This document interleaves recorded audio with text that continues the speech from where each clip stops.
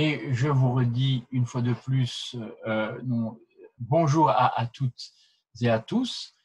Je suis content de vous retrouver ici pour ce nouveau séminaire, ce nouveau web séminaire, ce nouveau webinaire du groupe H37 Histoire Culture Graphique. On est ici très, très content de retrouver Nicolas Schröder, qui est à l'Université libre de Bruxelles, qui travaille, chercheur qualifié du FNRS, professeur à l'Université libre de Bruxelles en histoire médiévale, bien connu pour ses travaux très nombreux autour de l'histoire au Moyen-Âge, évidemment en l'occurrence, au Moyen-Âge central, si vous préférez, histoire économique, histoire sociale, histoire des hommes et de la terre, comme il l'a dit dans son beau livre paru en 2015, Les hommes et la terre de Saint-Remacle, histoire sociale et économique de la ville Stavlo-Malmedy, ou encore dans le tout récent livre Neighbors and Strangers, Local Societies in Early Medieval Europe, qu'il a donc ici donc copublié en 2020, en 2020. Donc un ouvrage important et qui, à mon avis, va avoir un beau retentissement. J'avoue, je n'ai pas encore vu, j'attends avec impatience de pouvoir le lire. Je ne sais pas s'il est déjà publié, Nicolas, s'il est déjà sorti des presses ou s'il est vraiment tout juste, tout chaud, préparé en dernières épreuves. Il est sorti, j'ai eu mon exemplaire en main pas plus tard que vendredi, donc mes deux exemplaires copie d'auteur. Voilà, oui, donc un ouvrage copublié effectivement, hein, coécrit à 10 mains, donc pas le format habituel de l'écriture chapitre par chapitre, mais vraiment tout qui a été écrit à 10. Voilà, donc un ouvrage effectivement qui est maintenant disponible aussi en e-book en ces temps confinés. Voilà. Parfait, magnifique. Donc voilà pour cette belle présentation, cette belle introduction à cet ouvrage qui, à mon avis, va avoir un bel impact. Je me réjouis de voir ça. Et en attendant, il est temps de te laisser la parole autour de ce Liber Edilini et des descriptions carolingiennes des domaines de Wissembourg et d'Altenstadt. Et là, maintenant, je me tais, je pense qu'il est temps. Je coupe ma vidéo et je te laisse nous abreuver de ta science. Merci beaucoup. Bonjour à toutes et à tous. Je tiens évidemment à remercier Paul à la fois pour cette présentation, introduction. Si vous ne m'entendez pas, je pense à ça maintenant, faites une petite note dans le chat, je garde un œil là-dessus et donc je pourrais réagir et essayer de résoudre d'éventuels problèmes techniques. Donc merci beaucoup Paul pour l'invitation et évidemment aussi de t'être montré particulièrement compréhensif et d'avoir accepté in extremis dans le contexte un peu particulier que nous traversons, de remettre ma conférence d'une grosse semaine. Donc là, je voudrais vraiment m'excuser encore d'avoir été contraint de demander ce déplacement aussi auprès de vous toutes et tous. Nous avons, pour la petite histoire, ma compagne et moi, décidé d'acheter un appartement. Et donc, avec le confinement, toute la procédure a été mise en attente. Et puis, tout d'un coup, pour ne pas avoir les locataires qui allaient nous succéder dans l'appartement où nous étions, qui se retrouvaient à la rue, nous avons dû, en 3 semaines, plus ou moins, pied au plancher, organiser la vente et finalement le déménagement, la peinture et tout ça. Voilà, je suis présentement dans le nouvel appartement, tout va bien, mais du coup, le webinaire devenait un petit peu trop, c'était un petit peu compliqué. Mais voilà, toutes ces difficultés sont derrière nous, et donc merci beaucoup, Paul, pour ta compréhension, et à vous tous et toutes d'être aussi nombreux, malgré ces circonstances un peu bizarres et ce déplacement de dernière minute. Alors, ce dont je compte vous entretenir durant la petite demi-heure qui m'a été octroyée est un dossier que j'ai ouvert relativement récemment autour d'une enquête à laquelle m'avait convié Michel Loers. Cette enquête porte sur la notion de travail en contexte monastique médiéval, et je m'étais proposé dans ce cadre, ça remonte déjà un petit temps, mais Wissembourg est venu se greffer là-dessus par après, d'analyser de plus près un texte que je connaissais seulement de manière indirecte, en fait, à travers les travaux de Bernard Reusner, à savoir ce qu'on appelle le politique carolingien de Wissembourg. Je vais expliquer plus précisément de quoi il s'agit tout de suite. Alors, ce terme désigne en fait un groupe de 25 descriptions domaniales, donc 25 descriptions de domaines individuels qui sont contenus dans le Liber Edilini, et dont on place la rédaction, alors pas du Liber Edilini, mais de ces 25 brefs, de ces 25 descriptions durant les années 860-870. Le Liber Edilini, lui, est un manuscrit rédigé vers 1280 sur demande d'Hédelin, abbé de Wissembourg. Alors, il est conservé à l'heure actuelle au Landesarchiv de Speer sous la cote F2 147. Il a été édité une première fois par Karl Zahles en 1842 et une seconde fois par Christophe Dett en 1987. Vous avez les références à ces publications dans la petite bibliographie attachée au document que Paul repartage à l'instant par la Dropbox.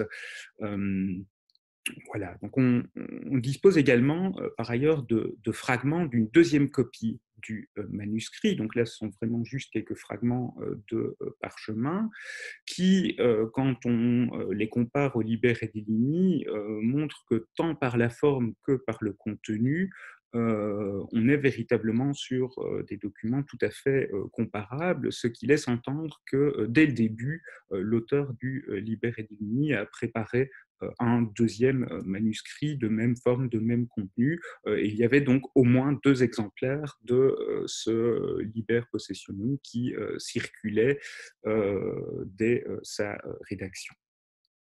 Alors, 59 des 78 folios du manuscrit contiennent des documents de gestion, sous la forme en fait de presque 300 brefs qui décrivent chacun un domaine. Ensuite, le reste du manuscrit consiste essentiellement en chartes qui sont, elles aussi, des chartes qui portent surtout sur le domaine de l'abbaye de Wissembourg.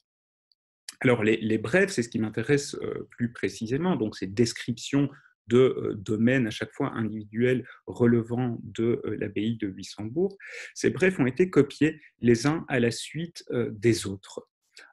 Un saut de ligne et une majuscule, parfois rubriquée, marquent la césure entre ces chapitres à chaque fois, ou ces brefs à chaque fois, qui sont donc des unités qui sont clairement séparées à l'intérieur du texte.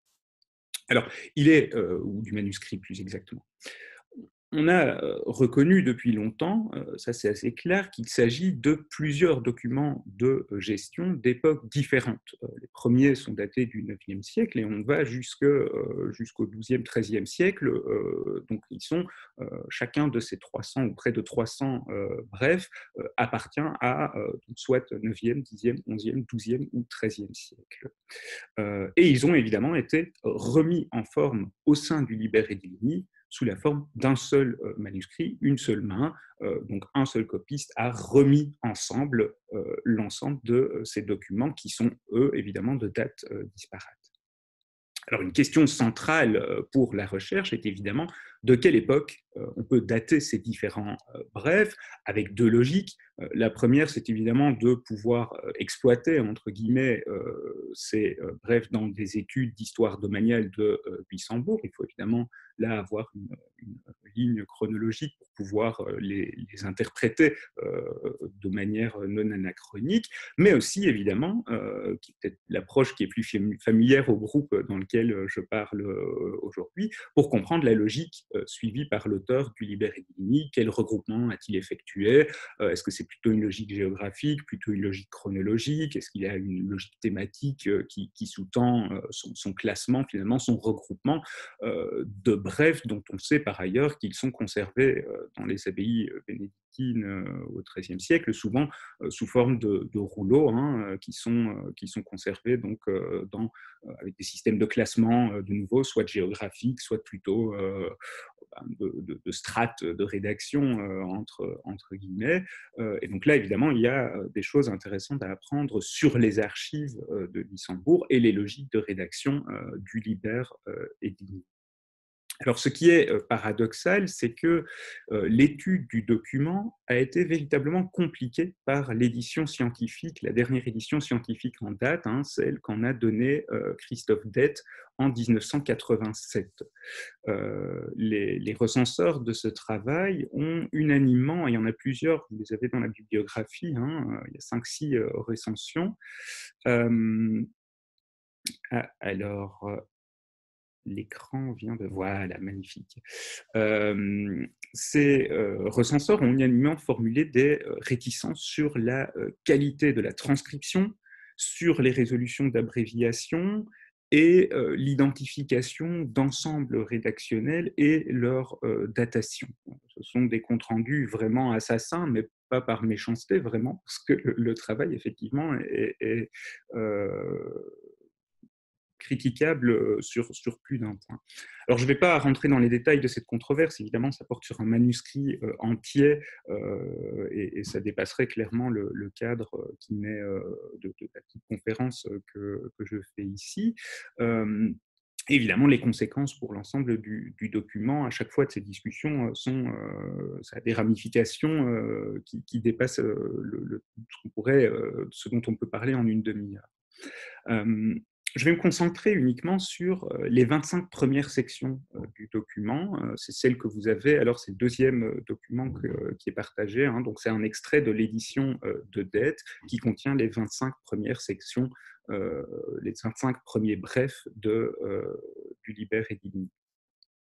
Et donc tous les commentateurs de l'édition de 87, donc, dont Anton Doll, Michael Gockel ou encore Bernard Reusner, ont tous unanimement retenu contre les hypothèses de Dette, hein, qui voudraient placer ces 25 premiers chapitres dans les années, leur rédaction dans les années 817, ils retiennent que ces 25 chapitres forment un ensemble cohérent, probablement rédigé vers 860 870. Et c'est donc ce noyau, ces 25 premiers brefs, que l'on considère, qu'on appelle le politique carolingien de Wissembourg. On disposerait ici, avec ces chapitres, d'un premier ensemble rédactionnel.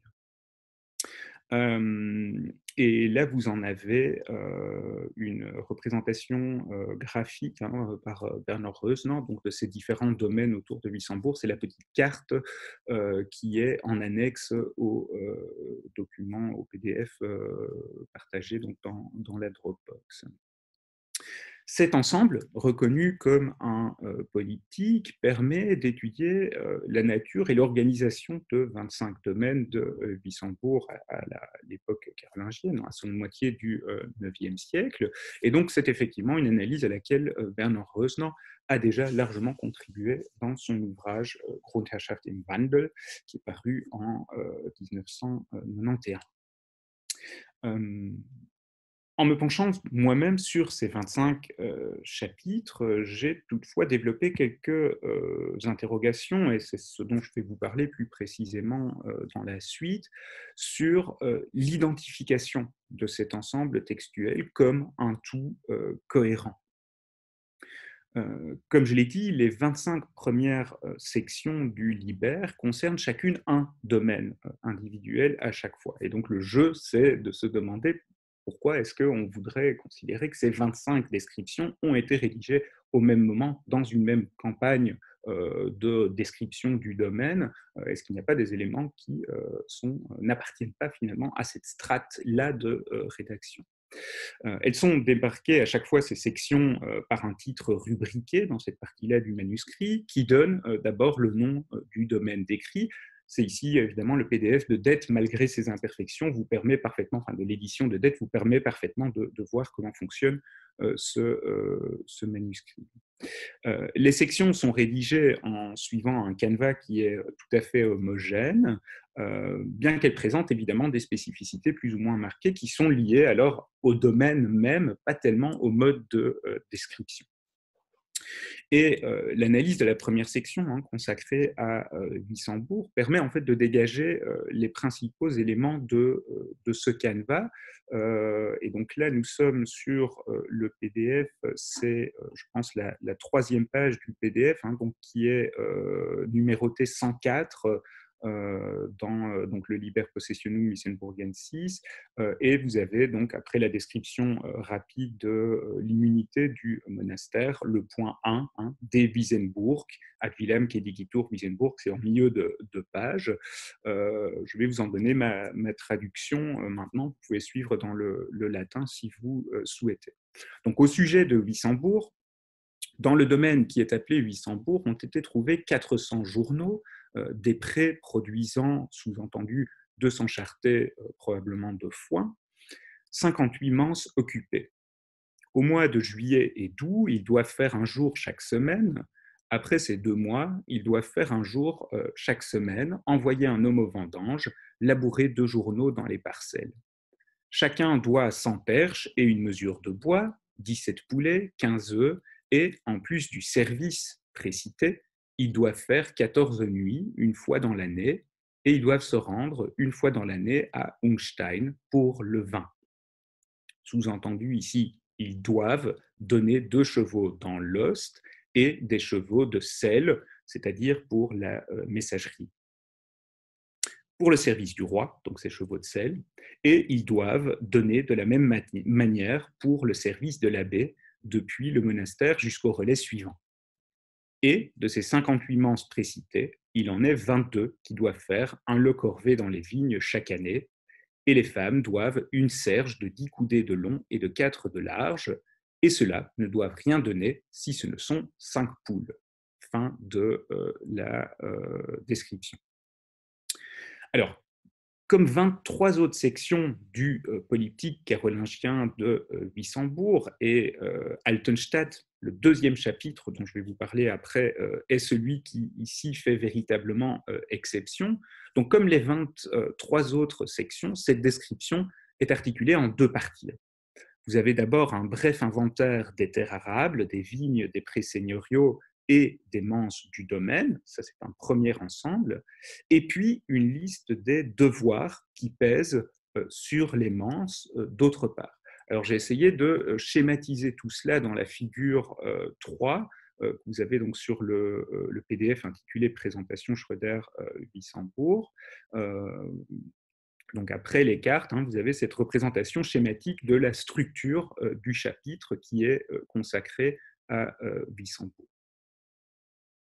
Donc ici, l'inventaire est clairement introduit comme le résultat d'une enquête. On commence en disant « inventi sunt », donc on a trouvé sur place, et puis l'ensemble des choses que l'on décrit. Et ça répond effectivement ou correspond effectivement aux pratiques de description et de production de documentaires, même des politiques et des brefs. On envoie des moines, ensemble d'administrateurs sur place qui vont faire un relevé véritablement de ce qu'ils trouvent sur place en menant des enquêtes orales auprès des administrateurs du domaine et des paysans. Donc ici, dans cette section, l'inventaire est présenté vraiment comme le résultat de cette enquête, inventi sunt, alors que dans les sections suivantes, on va simplement énumérer les biens ou les introduire à l'aide du verbe jacere, par exemple pour Altenstadt, apud veterem villam, jacent, et puis le nombre de manses qui sont trouvées. Alors, ces formulations contribuent à présenter le document comme un inventaire purement descriptif, positif, qui présente un état de fait observé véritablement au cours d'une enquête. Les obligations qui sont listées après l'inventaire des biens seigneuriaux et des tenures sont introduites dans le même mode positif, à l'aide du verbe débérer, qui prend pour sujet les tenures, ou B. Donc, Tenant compte de ces observations et en se détachant de l'appellation établie qui désigne ce type documentaire, donc politique, hein, c'est d'habitude comme ça qu'on appelle ce type documentaire, on pourrait parler pour le politique de Wissembourg, en suivant une suggestion de Ludolf Kuchenbourg, d'un inventaire de biens et d'obligations. C'est bien de ça qu'il s'agit. C'est un inventaire, d'abord des biens possédés par Wissembourg sur place, et puis ensuite des différentes obligations auxquelles sont soumis et soumises les paysans, les dépendants de Wissembourg dans les localités décrites. Et cette formulation, évidemment, définit plus précisément le contenu et la portée pratique du document que le terme politique. Quelques observations doivent être formulées sur la structure de la liste d'obligations. Celle-ci est articulée systématiquement, et c'est classique pour ce type documentaire, autour du verbe débérer, débet ou débent, qui prend pour sujet les oubés, les menses, les tenures, individuellement ou collectivement. Certaines obligations pesant spécifiquement sur les épouses des tenanciers, donc là on a le terme mulieres eorum, qui renvoie très clairement aux femmes, alors démence, parce que les tenanciers ne sont jamais mentionnés directement, mais donc c'est l'idée qu'on a ici une unité autour de ce mens, c'est un couple nucléaire et la tenure qui fonctionne, ce n'est pas juste le tenancier. Et donc, véritablement, on entend la houba, la tenure, comme un ménage composé au moins d'un couple nucléaire. Les femmes sont toujours évoquées en tant qu'épouses d'un tenancier masculin. Et le service auquel est astreint l'ensemble de la houba mobilise alternativement sa composante masculine et féminine, particulièrement pour la production et la transformation textile en ce qui concerne les femmes, et on voit cela pour Wissembourg. Alors, au-delà des composantes humaines, le terme houba désigne aussi une exploitation agricole qui dispose de moyens de production, des chevaux, des charrues, etc., dont le seigneur peut exiger la mobilisation à son profit. La référence à la tenure comme sujet du prélèvement opère une espèce de dépersonnalisation des dépendants. Je vous ai dit, on ne dit jamais les tenanciers doivent faire ceci, cela, ce sont les tenures qui doivent faire ceci, cela. Ce qui efface évidemment le statut juridique des tenanciers, les possibles dépendances à d'autres seigneurs ou d'éventuelles nuances dans la composition des ménages. C'est vraiment la tenure qui agit, qui l'occupe et comment, ça n'intéresse pas le scribe ou le descripteur, entre guillemets, le rédacteur de ce document, de cet inventaire. Et donc, sur les 25 chapitres du politique carolingien de Wissembourg, jamais on ne s'intéresse à cette question du statut des individus, sauf dans un domaine, le domaine de Pforts, où on va distinguer les hommes libres et les hommes serviles, les femmes serviles, mais c'est là vraiment une exception. Alors, les obligations auxquelles les oubés sont soumises consistent à la fois en biens matériels, et c'est ce que j'essaye aussi de représenter. Tout ceci est un commentaire qui essaye d'expliquer la ventilation ou l'articulation du petit schéma que j'ai établi donc autour de cette description. Les obligations auxquelles les oubés sont soumises consistent à la fois en biens matériels qui doivent être remis au maître. Donc, vous allez trouver dans le tableau debent, par exemple, axilla centum et mensuram unum deligno, donc on doit là des biens matériels, des redevances qui doivent être données, mais aussi des activités exécutées au profit du maître. Donc ici, on va trouver des bêtes, par exemple, diem facere, faire un jour, servir pour un jour, ou bien ad vindemiam hominem mitere, envoyer quelqu'un au vendange, arare, labourer, enfin voilà, un ensemble d'activités qui sont aussi des obligations, des choses que l'on doit au même titre que l'on doit des redevances. Alors, ces éléments qui sont hétérogènes, évidemment, ce sont à la fois des activités et des biens matériels que doivent les tenanciers et les tenancières, sont listés sans distinction et regroupés sous le terme servitium. Celui-ci désigne l'ensemble déterminé d'obligations qui pèsent sur toutes les tenures d'un domaine ou des groupes de tenures spécifiques au sein d'un domaine. Et donc, dans ce sens, des tenures qui appartiennent à un domaine peuvent effectuer, par exemple, le même servitium. On va avoir cette formule dans la suite, dans les chapitres 22, 23, 24, par là. Vous allez voir qu'on peut dire, eh bien, les dépendants de tel domaine doivent le même service que les dépendants d'un autre tel domaine, le même servitium. Et donc, c'est vraiment une abstraction qui permet de regrouper l'ensemble des obligations pesant sur les tenures. Des obligations peuvent évidemment s'ajouter à un servitium, hein, donc on peut dire praeter predictum servitium, ils doivent ceci ou cela. Et puis certaines tenures aussi, dans certains chapitres, peuvent ne devoir qu'un demi-servitium, dimidium servitium facere. Donc là, on coupe évidemment en deux l'ensemble des obligations pesant sur cette tenure ou cet ensemble de tenures. Dans plusieurs chapitres, servire comme verbe va remplacer l'expression servitium facere. Ça n'appelle pas beaucoup de commentaires. Ça fonctionne de façon assez fluide en fonction si vous lisez l'ensemble du document, vous allez voir que ce sont des inversions assez habituelles.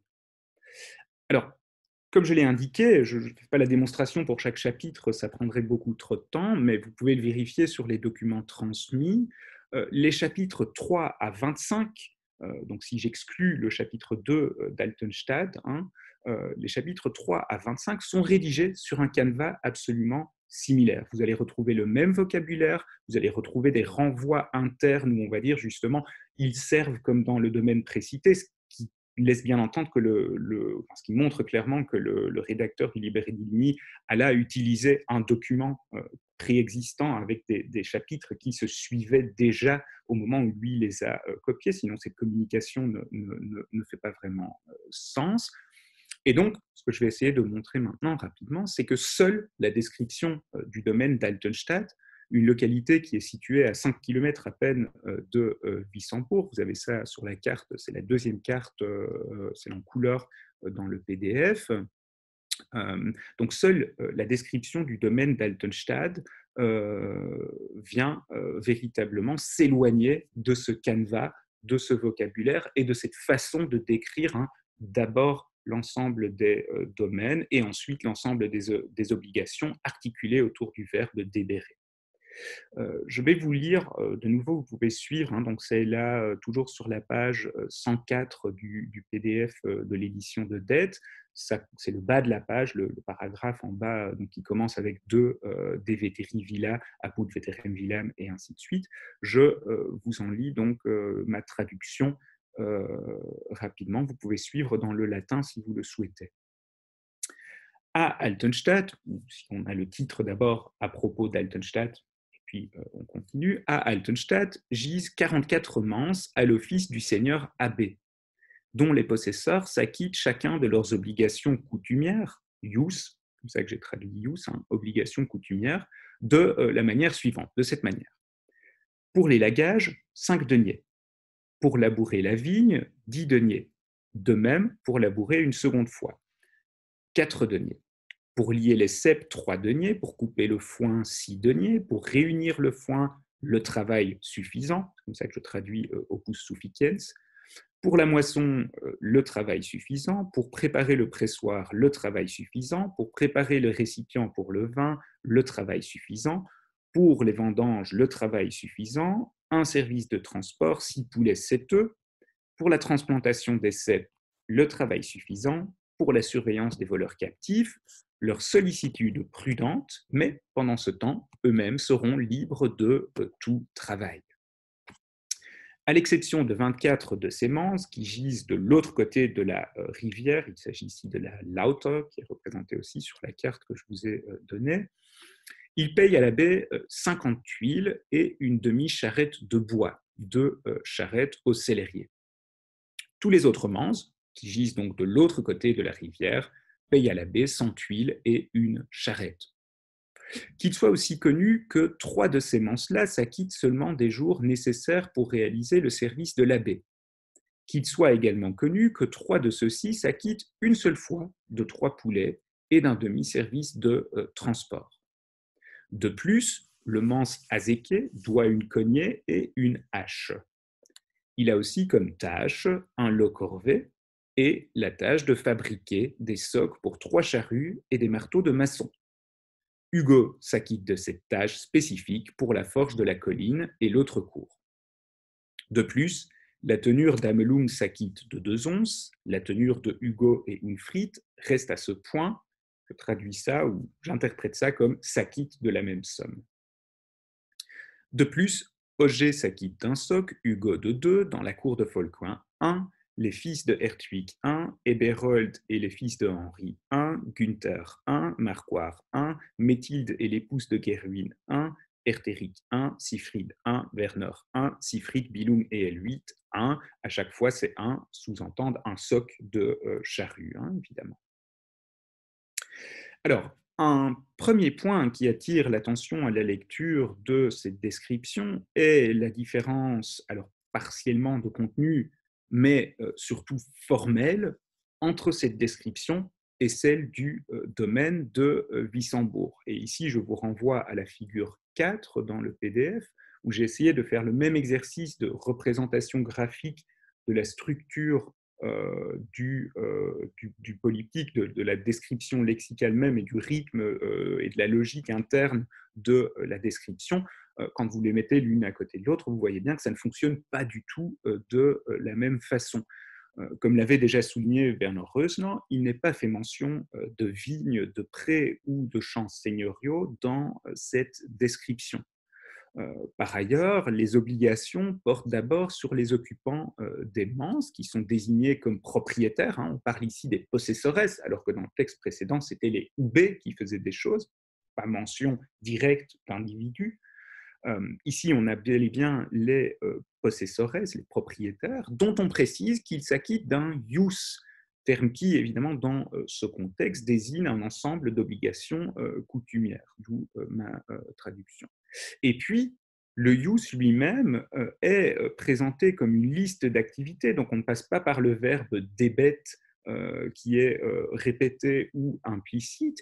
Ici, on a véritablement une liste où on va mettre en vis-à-vis à chaque fois, comme vous l'avez vu, une liste d'activités, élaguer, chausser les vignes, et ainsi de suite, des biens à donner au seigneur, des poules, des œufs, et ainsi de suite. Et donc, certaines de ces activités sont à effectuer pour le seigneur, sont converties en redevances monétaires. Hein. On va vous dire pour, par exemple, je ne sais plus ce qu'il y a comme exemple dans ces cas-là, mais voilà, pour rentrer le foin, eh bien, on ne doit pas servir, on va payer des deniers à la place, donc on a racheté cette corvée. Et dans d'autres cas, par contre, on ne donne pas une quantité de deniers à verser à la place du service, on doit effectivement effectuer le service, et donc là, on appelle à travers la formule opus sufficiens une contribution en travail, hein, que j'ai donc jugé opportun de traduire par le travail suffisant. Il faut que effectivement le tenancier vienne travailler sur place, ou les tenanciers viennent travailler sur place jusqu'à ce que le travail soit accompli. Hein. C'est bien à ça que renvoie la notion de sufficiens dans ce cas-ci. Observons que, par ailleurs, le chapitre se prolonge en distinguant deux groupes de manses qui versent des quantités différentes de tuiles et de bois, 3 manses qui doivent servir l'abbé selon son bon vouloir, et 3 manses qui doivent seulement 3 poules et un demi-service de transport. Alors ça, on retrouvait déjà un peu ces distinctions dans la description précédente. Par contre, ce qui est intéressant, c'est que le manse Azéquier et un certain Hugo, qui tient une tenure et une forge, nous explique-t-on, doivent des outils métalliques, hein, une hache, une cognée, des socs de charrue, des marteaux, et puis on a un ensemble de noms propres désignant des individus qui doivent donner un ou plusieurs socs de charrue. On va y revenir, ce point est assez important. Alors le caractère particulier, quand on compare à la description du domaine de Wissembourg même, et puis les 23 autres descriptions que nous n'avons pas vues, où vous devez me croire sur parole que ça ressemble vraiment à celle de Wissembourg, tant dans le contenu que dans la forme. Ici, évidemment, pour Altenstadt, il est évident qu'on est face à un document très particulier, avec une structure et un vocabulaire tout à fait différents. Opus, par exemple, apparaît très fréquemment dans ce chapitre-là, n'apparaît pas du tout dans les autres brefs du politique carolingien de Wissembourg. Donc, tant au niveau formel que du contenu, les 23 chapitres suivants sont rédigés sur le même canevas que celui de Wissembourg. Altenstadt est une véritable curiosité, une espèce de apax. Alors évidemment, la question intéressante, c'est là le cœur de la discussion que je vous soumets ou de la réflexion que je vous soumets, c'est comment expliquer ces spécificités. Alors on peut évidemment, vu le Liber Edilini et son contenu, proposer deux pistes au moins. Il faut d'abord questionner la datation de ce chapitre-là. La mention du use du domaine, le rachat de nombreux services, donc des dépendants qui ne doivent pas faire différents services, mais donner des deniers à la place, le prélèvement monétaire assez élevé, quand on fait l'addition de l'ensemble des deniers, c'est quand même beaucoup d'argent en fait que doivent ces tenanciers, le formulaire particulier qui ne ressemble pas du tout aux 24 autres chapitres datés de l'époque carolingienne, ce sont autant d'éléments qui pourraient suggérer une rédaction postérieure à l'époque carolingienne, au Xe, voire même au XIe siècle de ce texte. Ce sont un ensemble de marqueurs, d'indices qui suggèrent potentiellement que c'est un document postérieur, que alors soit le rédacteur du Liber Edilini ou un autre copiste à un autre moment dans l'histoire nous n'avons évidemment pas les originaux de tous ces brefs, donc dans l'histoire de ces brefs, qui aurait décidé d'insérer dans 24 chapitres de description de domaine carolingien ce chapitre-là qui serait postérieur. Et donc, évidemment, soit le copiste du Liber Edilini, soit un autre copiste précédemment a fait ce choix d'insertion là. Ça, c'est une des possibilités. Et évidemment, la transmission par le seul Liber Edilini rend tout à fait possible cette hypothèse. Alors, une piste pour vérifier cette hypothèse-là, pour moi, a été évidemment de comparer avec l'ensemble des autres documents de gestion du Liber Edilini, dont on sait qu'il y en a du Xe, du XIe, voire du XIIe siècle, de les comparer et de voir si en termes de structure ou de vocabulaire, on retrouvait des choses similaires qui permettaient de dire, bah oui, effectivement, de manière générale, les moines de Wissembourg, quand ils décrivent un domaine, disons au début du XIe siècle, utilisent ce type de structure-là, ce type de vocabulaire-là. Mais non, ça ne fonctionne pas. Je n'ai pas trouvé, c'est véritablement une description tout à fait extraordinaire que celle-là, qui a utilisé une structure et un vocabulaire que je ne retrouve nulle part ailleurs dans le Liber Edilini. Alors, tenant compte de cette observation, il est également possible de maintenir la contemporanéité des 25 premiers chapitres en l'expliquant par le statut et la nature particulière du domaine d'Altenstadt. Et je vous le dis tout de suite, je n'ai pas tranché pour moi, c'est quelque chose que je soumets aussi à votre discussion. Les deux hypothèses sont possibles. Alors je vous avance, je présente les arguments pour soutenir cette hypothèse-là. Donc effectivement, c'est une description très différente, mais qu'elle date bien de la même époque et qu'elle participe de ce document-là. D'abord, il faut évidemment souligner que les menses sont au service de l'abbé, ce qui est dit immédiatement dans l'entrée, dans la description. Les UB sont ad opus domini abbatis. Et les autres domaines décrits servent en réalité la communauté. Donc on pourrait avoir là l'idée donc, que ces menses-là, ces 58 menses-là, participent d'un régime de gestion particulier qui s'exprime par des pratiques alors un peu différentes de celles de la communauté, tant au niveau de la description écrite, ce n'est pas nécessairement le même personnel qui a fait cette description écrite, et donc du coup, il a peut-être utilisé d'autres références et un autre canevas de description, mais aussi évidemment en termes d'organisation matérielle et sociale du domaine. Peut-être que la mense abbatiale, disais un terme un peu anachronique peut-être dans ce contexte-là, n'est pas gérée comme la mense conventuelle, et du coup, les choses à décrire sont différentes parce qu'on renvoie à des pratiques différentes. Et sur ce dernier point, il faut souligner avec Werner Reusner, qui avait déjà remarqué ça, alors que lui ne problématise pas du tout, il considère que c'est un ensemble carolingien. Il ne dit pas la description d'Altenstadt est étrange quand on la compare au reste du document. Il avait toutefois observé que le type de redevance due par les dépendants d'Altenstadt suggère que bon nombre d'entre eux s'engageaient dans des activités relativement spécialisées. Par exemple, la viticulture, mais aussi la production de tuiles et puis surtout la métallurgie. Ils doivent des socs de charrue, j'ai insisté là-dessus. Il y a un ensemble quand même assez important de tenanciers qui effectivement doivent aussi des socs de charrue. Alors, ces formes d'artisanat et de production alimentaire spécialisée, le vin fait déjà à ce moment-là est évidemment fait fonction, enfin la fonction est commercialisée et donc on est face à des tenanciers qui potentiellement font circuler leur vin, le commercialisent et produisent des surplus commercialisables. Donc, ces formes d'artisanat et de production alimentaire spécifiques étaient certainement stimulées par la proximité du monastère. Je vous renvoie à la carte, on est à 4-5 km de Wissembourg, du siège monastique même.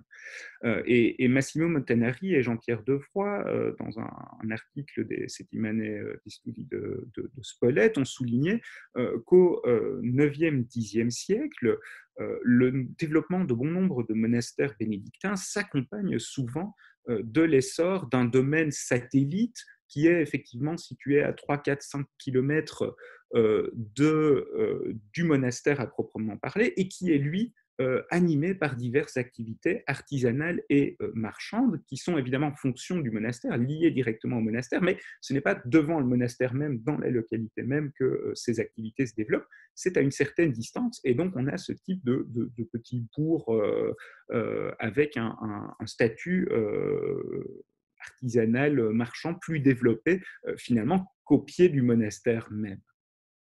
On observe notamment ça pour Prüm.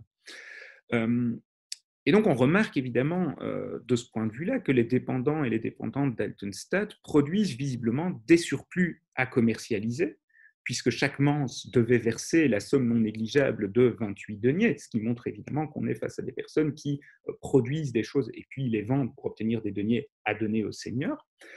Et Altenstadt se distingue donc de ce point de vue-là comme un domaine proche du monastère dans lequel l'influence de l'abbé était marquée, et dont la population s'adonnait à des activités artisanales spécifiques au profit direct de l'abbaye, mais aussi en visant la production de surplus commercialisables. Et ce que nous montrent les politiques, par exemple, de Saint-Germain ou de Prüm, c'est des exemples similaires de domaines dont la production semble relativement spécialisée. Donc, on se détache des fonctions agricoles de base, comme on peut les avoir dans la description de Wissembourg que je vous ai lu au départ. Donc, on a des productions plus spécialisées. Et du coup, les descriptions domaniales divergent évidemment du canevas classique appliqué aux domaines strictement agropastoraux. Et donc, du coup, on a finalement des descriptions qui sont différentes en termes vraiment sémantiques et de logique d'organisation documentaire, parce que les réalités décrites sont véritablement différentes du standard domaine simplement de production agricole, avec un petit peu d'artisanat à côté, mais qui reste très limité et assez minime.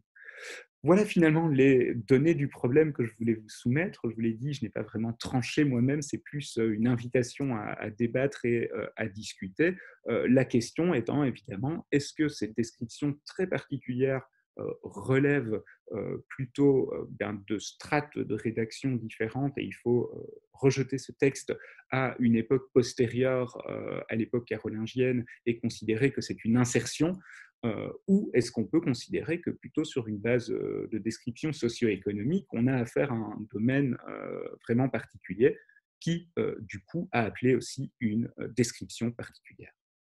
Voilà, je vous remercie pour votre attention et je me réjouis d'entendre évidemment vos remarques, commentaires et interrogations diverses et variées. Bien, merci pour cette très belle communication. Merci beaucoup Nicolas. Je pense que ce sont des questions passionnantes que vous soulevez là, dont je n'imaginais pas d'ailleurs qu'on puisse aller dans une telle profondeur pour ces épaves carolingiennes. Donc, il y a enfin, épaves, mais qui n'ont pas l'air en fait tellement d'épaves. Quand on voit ça, on se rend compte que la masse, enfin, que les formes documentaires sont quand même bien identifiables. En tout cas, il y a de quoi bien discuter. Et je suis persuadé d'ailleurs que parmi les participants, il y a déjà pas mal de questions qui vont se soulever, qui vont sortir. N'hésitez pas. Donc là, maintenant, vous pouvez d'emblée ouvrir vos caméras, évidemment, ça va sans dire, pour ceux qui veulent, évidemment. Et puis alors, ceux qui veulent intervenir, n'hésitez pas. Soit vous prenez la parole par le biais du chat pour vous placer, soit vous y allez franchement.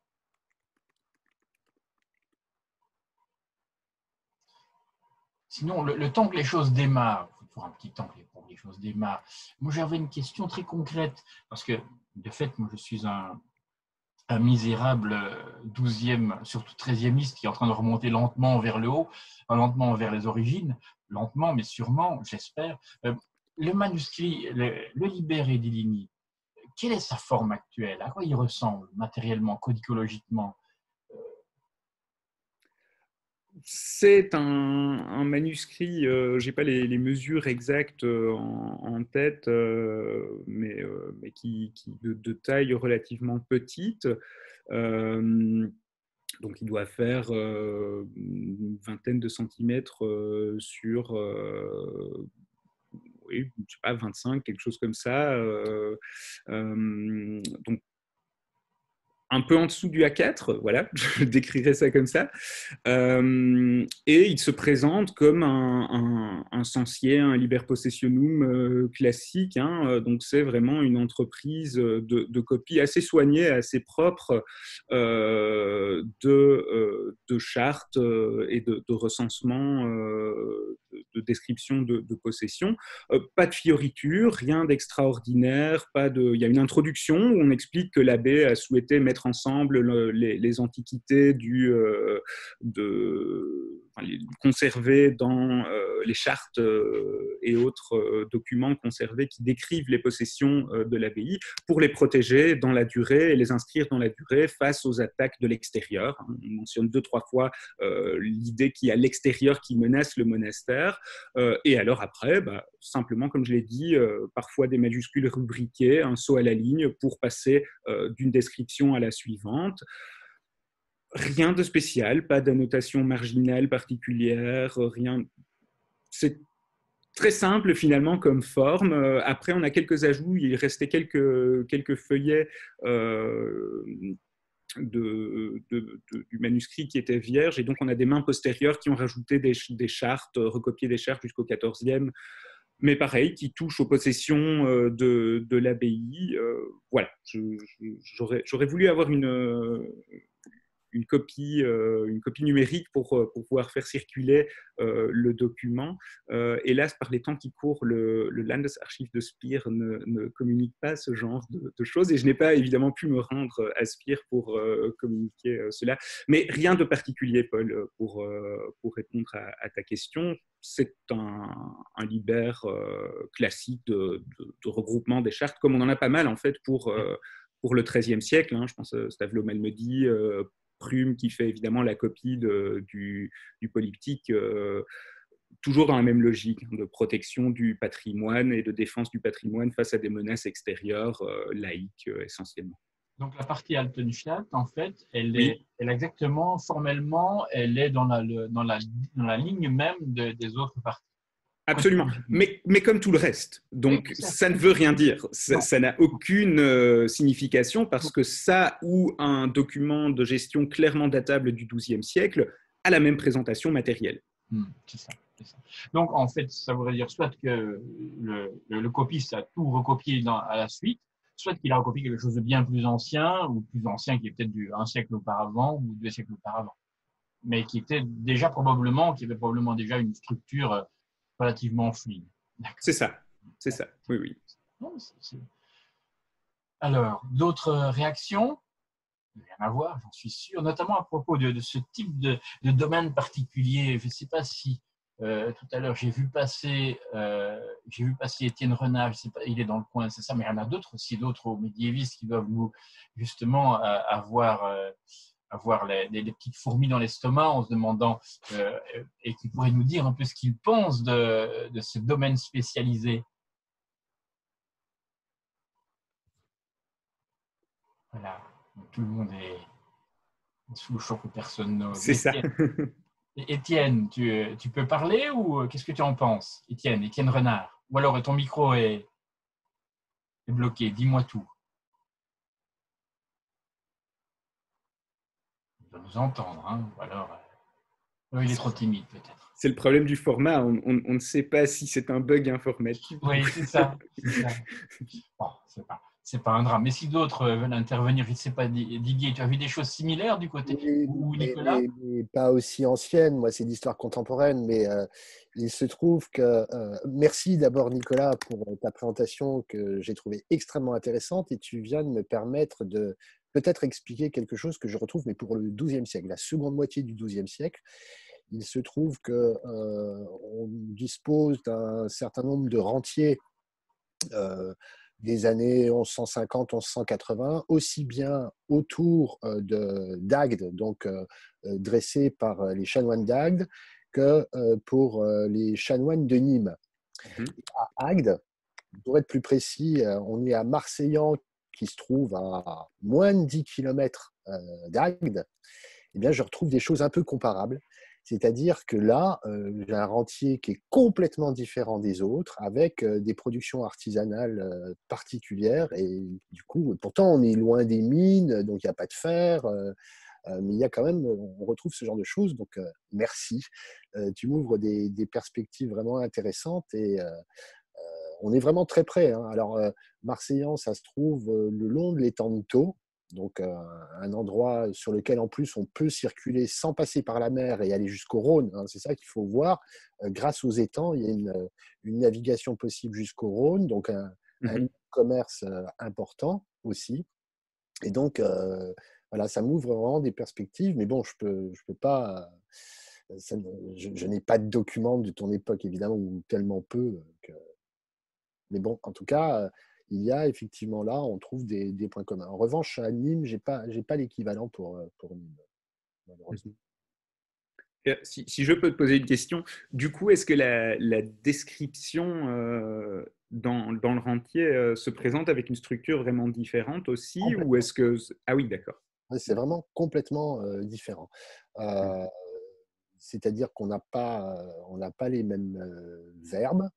On est plutôt sur des activités comme toi, add quelque chose, et puis ce ne sont pas justement des démences ou des lieux, mais bien des individus qui doivent des choses.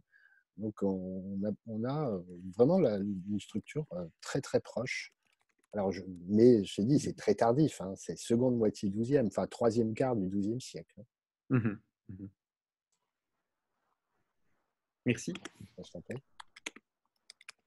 Oui, Nicolas, vas-y. Merci beaucoup et merci Nicolas, c'était vraiment intéressant comme toujours. Et j'aurais une remarque qui va dans ton sens et une question. Pour la remarque, c'est sur la question de la variabilité effectivement que tu trouves dans le document, dans sa mise en forme. Moi, à mon avis, comme toi, c'est pas du tout un argument pour le repousser dans le temps. Ça colle pas, hein. Ça peut tout à fait effectivement devenir soit d'un document antérieur, comme l'a dit Paul, ou tout simplement parce que les domaines concernés produisaient autre chose. Et ça colle justement avec cette idée d'une variabilité des domaines, une variabilité dans l'écrit, une variabilité du système. Et d'ailleurs, c'est très intéressant ces petits satellites que tu décris, parce que je me demandais si ça ne correspondait pas au fait que toute l'activité commerciale était reléguée hors des monastères, justement. Et le fait que tout ça, on le poussait au loin, il y a un agencement spatial qui correspondrait à la dynamique. Et puis pour ma question précisément, alors c'est un truc qui m'embête, je dois aussi rendre un article à Michel pour ce même volume, je l'ai toujours pas terminé. Et je suis dans la sémantique opus labor servicium. Et comment tu comprends opus, toi? Ah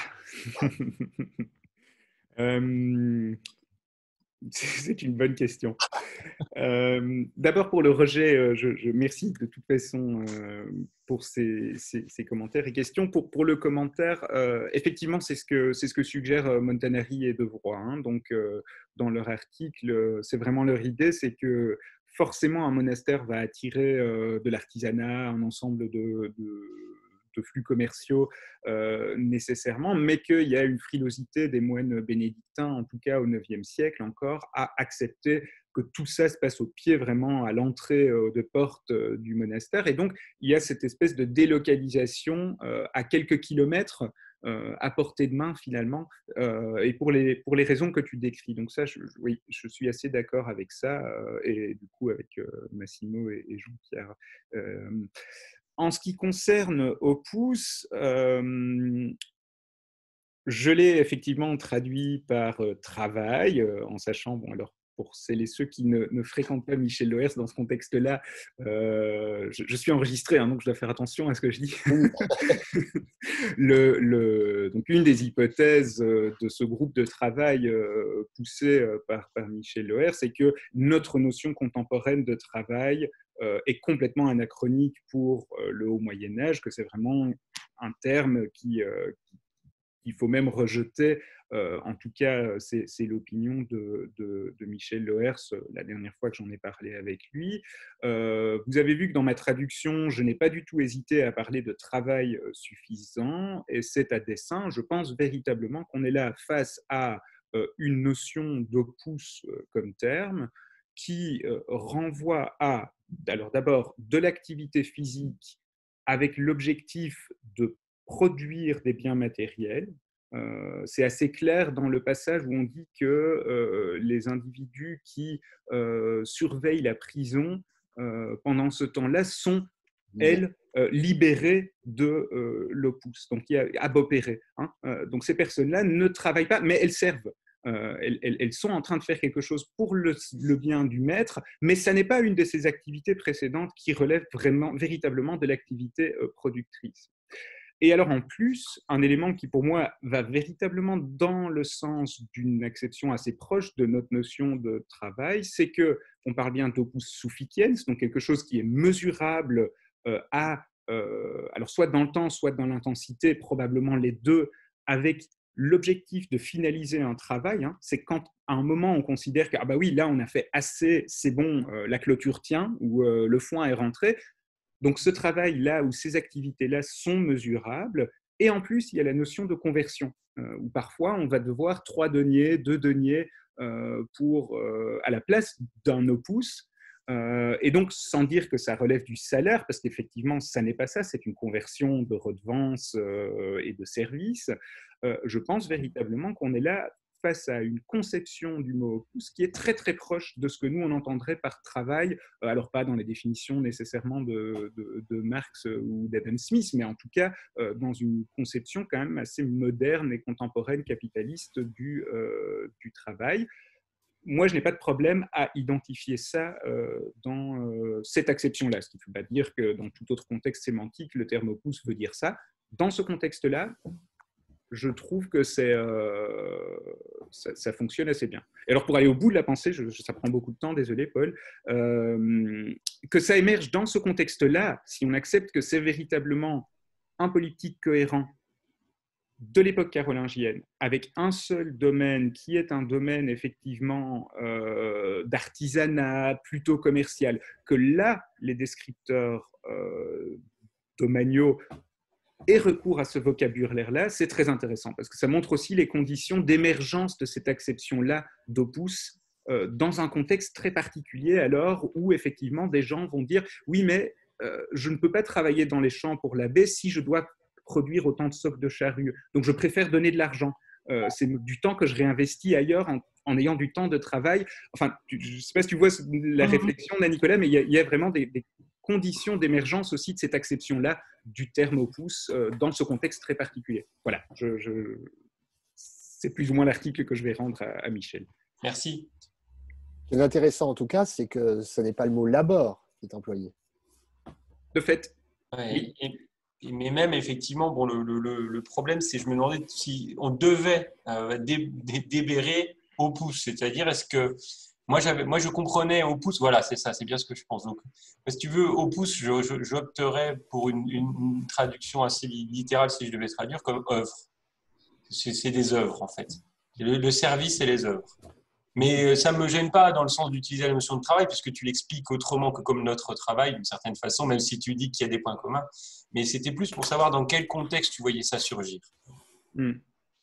Merci, merci beaucoup. C'est passionnant, évidemment.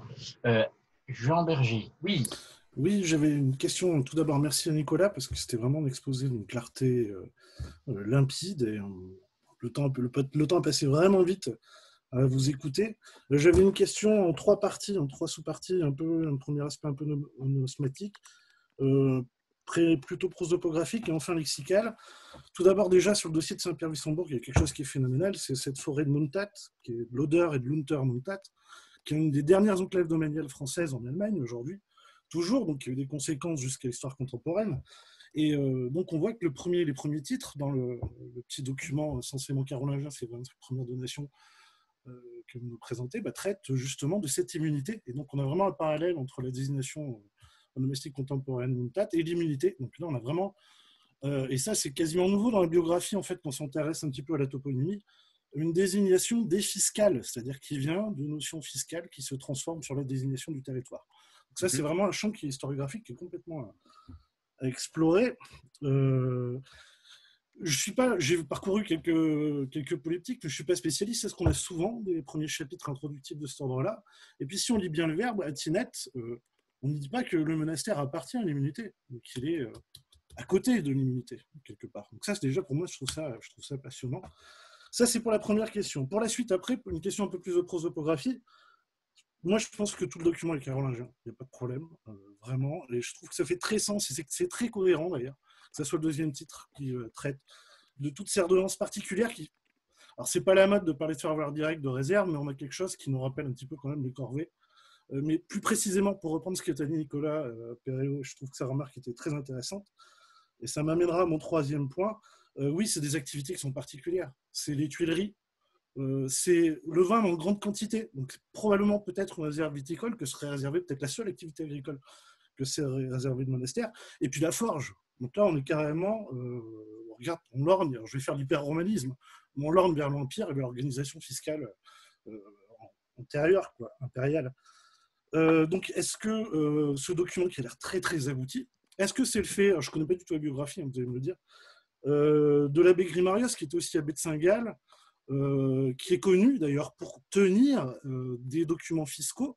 C'est Hincmar qui l'appelle et qui lui demande, alors qu'il est confronté en fait à la difficulté de refaire venir les produits de ses possessions en Aquitaine, qui lui demande en fait de venir faire des enquêtes, diligenter des enquêtes documentaires en Aquitaine pour rédiger ce type de documents, pour pouvoir permettre à l'église de Reims de recouvrer ses biens en Aquitaine. Donc ça, c'est une autre question. Et puis enfin, la dernière, toujours une question un petit peu lexicale, c'est sur le terme de possessores. Est-ce que vous pouvez dire propriétaire pour possessores? Je pense qu'on est toujours dans une opposition entre possession et propriétas, et j'ai l'impression que dans la lecture de ce chapitre, ça fait particulièrement sens. Mais après, je vous laisse me répondre. Merci beaucoup. Alors, sur l'immunité, là, j'aurais dû faire une insertion ou un caveat immédiat. Ce premier bloc est très certainement non carolingien. Donc, le carolingien commence avec le De Wissembourg. Par contre, la partie Monasterio Sancti Praetri in Wissembourg atinet tota immunitas et ainsi de suite jusque Solvitur Sancto Petro, ça clairement le vocabulaire qui s'y trouve et ainsi de suite montre que, et notamment autour des munitas formulées de cette façon-là, que ça c'est du XIIe voire du XIIIe siècle. Et évidemment, ça montre déjà le côté composite, pour revenir peut-être à la remarque de Paul, le côté un peu étrange et stratifié de ce document où on va coller une description qui relève probablement même de l'époque contemporaine à la rédaction du Liber, et puis on va vous mettre un document carolingien en considérant que tout ça c'est la même chose et qu'il n'y a pas de problème à les mélanger parce que tout ça décrit finalement les possessions de l'abbaye et tout ça est un tout cohérent. J'ignorais les détails toponymique que vous soulevez, mais c'est intéressant, je vais jeter un petit œil, effectivement. En termes d'histoire de longue durée, c'est quand même assez fascinant, effectivement. Merci donc pour ces remarques.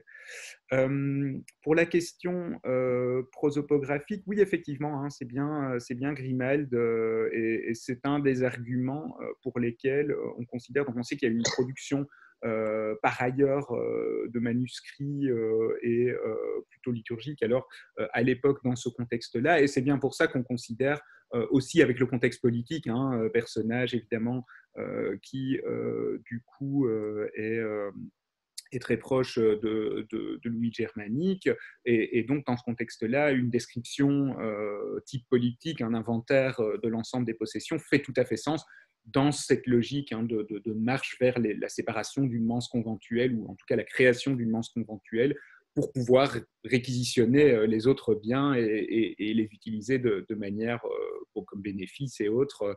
Donc on est bien dans ce contexte-là, et c'est ce qui amène la datation 860-870. Donc oui, effectivement, tout à fait. Et finalement, Possessores, oui, tout à fait, c'était pas très malin de ma part, propriétaire. Ils ne sont pas plus propriétaires que l'abbaye. On est dans ce statut un peu flottant. Ce sont des occupants des manses. Alors, je ne suis pas sûr que l'abbé puisse les déloger selon son bon vouloir simplement, mais donc on est dans ce statut un peu particulier de la possession. Ce ne sont pas des propriétaires, non, effectivement. Là, c'est un abus de langage de ma part. Merci d'avoir rectifié. Merci beaucoup. Voilà, merci pour toutes ces belles interventions. Je vois qu'il est 15h15. Je ne sais pas s'il y a encore quelqu'un parmi dans l'Assemblée qui voudrait intervenir. Ouais, si Oui. c'est possible, à propos de la question du servicium qui me paraît central et que tu as évidemment abordé, je crois que c'est vraiment alors là un objet d'étude qu'il va falloir développer. Et bien sûr, il y a eu les travaux de Julien Demade, de Ludolf Korenbourg, mais je crois que là, on est vraiment sur quelque chose qui est central et que tu as parfaitement montré, quoi, là. Et qui, du coup, traverse véritablement tout le Moyen-Âge, hein, pour le coup. Merci. Voilà, c'est sur cette belle réflexion qui montre bien toute la richesse de ce que tu nous as apporté que je propose que nous clôturions ici cette séance. Je te remercie encore, Nicolas, pour cette très belle intervention et puis toutes ces idées qui, à mon avis, qui vont compter, qui comptent déjà et qui me font moi-même déjà beaucoup réfléchir et qui, je pense, vont faire réfléchir pas mal d'entre nous. Je te remercie donc pour cette intervention. Je te remercie pour ton amitié, l'amitié que nous a fait de venir ici. Et je vous propose donc de nous rejoindre ce 20 mai. Ce 20 mai, c'est dans 3 jours, si je ne me trompe pas, c'est mercredi, pour venir écouter à 15h cette fois Ingrid, qui peut être encore présente, je crois. Je n'ai pas regardé, mais je pense qu'elle devrait être là. Ou si elle n'est pas là, en tout cas, elle est là de cœur, on va dire, qui va venir nous parler de mystique et images dans la bibliothèque de la Chartreuse d'Utrecht à la fin du Moyen-Âge. Donc là, on fait le grand écart, on passe évidemment du monde carolingien au XVe siècle, mais évidemment, ce sera tout aussi passionnant. Merci encore à toutes et à tous pour votre présence. Et je vous souhaite donc une très bonne semaine. Oui, Ingrid était là. Excuse-moi, Ingrid. Voilà. Je vous remercie toutes et tous pour votre présence et je vous dis bonne semaine et soyez bien prudents, évidemment. À très bientôt. Merci. Au revoir, merci. Encore.